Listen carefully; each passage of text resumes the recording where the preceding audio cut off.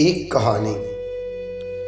कहानी में आज हम आपको बतलाएंगे कि नारद जी ने एक साहूकार को स्वर्ग ले जाने के लिए परमात्मा से बात की भगवान से, उसके बाद विवाह क्यों नहीं किया। एक कहानी। एक समय एक साहूकार नारद जी का अतिशय परम प्रिय भक्त था, जो नारद जी की पूजा करता था, नारद जी का ही नारायण नारायण का नाम लेता था। इस प्रकार नारद जी का बहुत ही चहेता था। एक समय नारद जी ने भगवान विष्णु के पास जाकर कहा, प्रभु यदि आप मेरी भक्ति से प्रसन्न हैं तो एक वरदान दीजिए।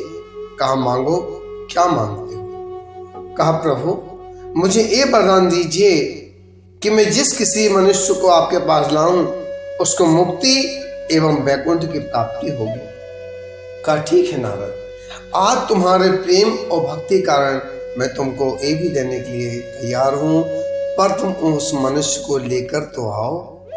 नारद जी साहूकार के पास जाते हैं। साहूकार, आज मैंने तुम्हारी मुक्ति का उपाय कर लिया है और तुमको वैकुंठ की प्राप्ति भी होगी, चलो नारायण के धाम चलते हैं। कहा, महाराज आपकी बड़ी कृपा, आपने मेरे लिए इतना सब किया, पर प्रभु अभी अभी नया व्यापार शुरू किया है, अभी अभी मेरी शादी हुई है, प्रभु कुछ समय बाद चलते हैं ना। नारद जी ने कहा, सही कह रहा है, ठीक है कुछ समय बाद आता हूं मैं। और नारद जी नारायण नारायण करते अपने नारायण के धाम चले जाते हैं। कुछ समय बीतता है। साहूकार के सुंदर सुंदर 2 बच्चे होते हैं। 2 बच्चे हुए, शादी इत्यादि हुई बच्चों की।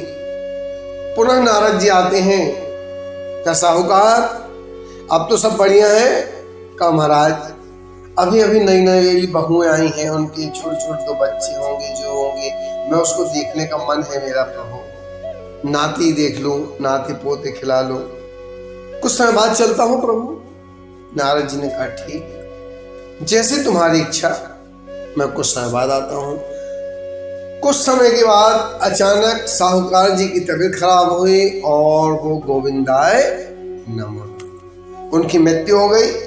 मृत्यु होने के पश्चात उनको दूसरा जन्म प्राप्त हुआ जो कुत्ते की योनि में प्राप्त हुआ, और कुत्ते की योनि में उनको वही सहारा मिला जो जहाँ के वह शेर थे। उसी घर में पलने लगे, 2 वक्त की रोटी मिलने लगी। साहूकार उस घर की रखवाली करने लगे। ध्यान रखिए, यदि आपके घर परिवार में यदि कोई कुत्ता आता है तो वो परमात्मा की मर्जी से ही होता है। हो सकता है आपके पूर्व जन्मों के आपके पितृ हो, क्योंकि भैरव की सवारी ही कुत्ता है, इसलिए कुत्ते को अन्यथा मत लें, कुत्ते को लात ना मारें, इस बात का विशेष ध्यान रखें। और जिन घरों में कुत्ते को पाला जाता है उस घर में नकारात्मक ऊर्जाएं कभी नहीं रहती, इसलिए।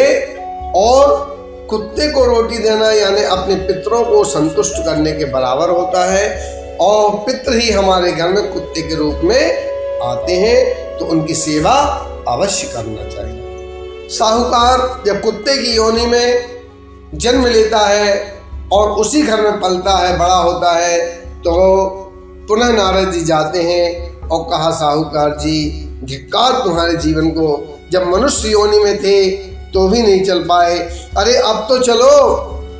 वह कुत्ते की योनि में साहूकार कहता, महाराज मेरा मन भी चलने को बहुत ज्यादा है, पर नई नई बहुएं हैं और बहुओं के जो भाई आते हैं उनको वो नाना प्रकार धन दौलत दे देती है। मैं बड़ा दुखी हूँ महाराज, इसको रोकने के लिए मैं भोंकता रहता हूँ कि मेरे घर का धन धान्य घर में ही रहा है। महाराज कृपा कीजिए, दया कीजिए। तब नारद ने कहा, हुई है वही जो राम रचि राखा, वो को कर तरक बढ़ावे ही चाखा। परमात्मा की जो मर्जी होती है वही होता है। आज साहूकार को मैंने बार बार उसका उद्धार करने का प्रयास किया, पर इसका उद्धार नहीं हुआ, क्योंकि यह माया में ग्रसित है। माया मरी न मन मरा और मर मर गया शरीर, और आशा तृष्णा न मरी कह गए दास कबीर। इस प्रकार से वह साहूकार का उद्धार नहीं हो पाया। इसी प्रकार सभी मनुष्य भी लोभ के कारण हमने इस संसार में क्यों जन्म लिया, जरा विचार करें, हम इस संसार में क्यों आए हैं। हमें कहाँ जाना है, हमारा कर्म क्या है। यदि आप सच्चे दिल से इस पर मनन करेंगे तो आपको रास्ता स्वयं मिल जाएगा।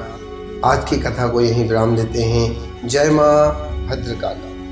भद्रकाली ज्योतिष मन्नत धाम पुरवागढ़ा। Mobile number 9300347944 6262590643। हस्तरेखा कुंडली निर्माण गृह शांति विशेषज्ञ। मानव सेवा ही ईश्वर सेवा है। YouTube पर सर्च करें मेरे गुरुदेव एवं चैनल को सब्सक्राइब करें।